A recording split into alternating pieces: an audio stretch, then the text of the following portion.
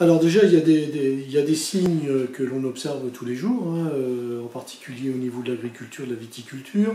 On a par exemple le feuillage de la vigne, on s'aperçoit qu'il est beaucoup plus persistant qu'avant.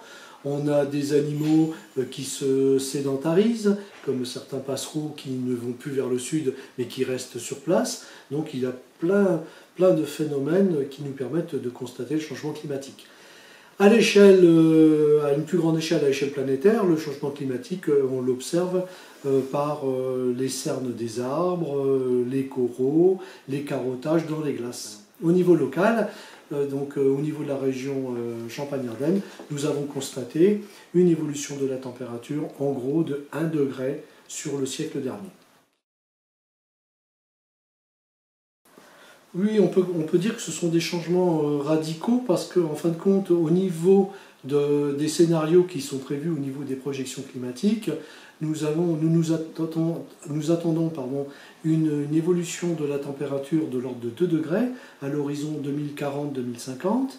Donc cette élévation de température de 2 degrés va imposer des adaptations très localisées, en particulier sur le monde de l'agriculture, etc. Au niveau des précipitations, les précipitations à l'échéance 2050 auront pratiquement la même valeur en hauteur de précipitation. Sur le département de la Marne, ça sera de 700 à 900 mm. Par contre, ce qui est intéressant, c'est qu'il y aura une grande variabilité d'une année à l'autre et des épisodes pluvieux qui seront beaucoup plus marqués au cours des étés avec des épisodes orageux.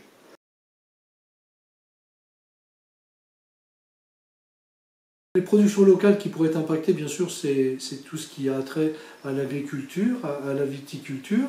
Pour l'instant, au niveau de la viticulture, le changement climatique apporte du bon, hein, puisque en degré alcoolique, au niveau du vin, c'est tout à fait favorable.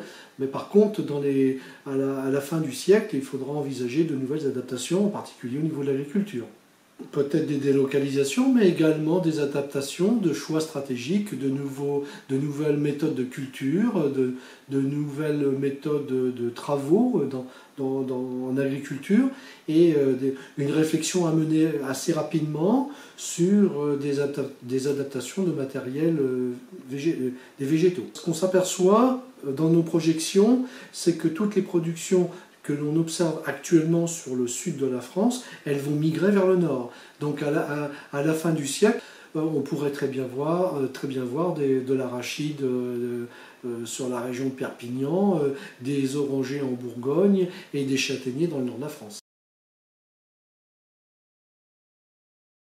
Le champagne pourrait se délocaliser selon les sources de l'INRA, etc., et des projections climatiques sur le sud de l'Angleterre, sur le sud du bassin londonien, et pourquoi pas même se délocaliser vers l'est du pays, vers l'Alsace. Donc on a une migration des cépages qui se font du nord vers le sud.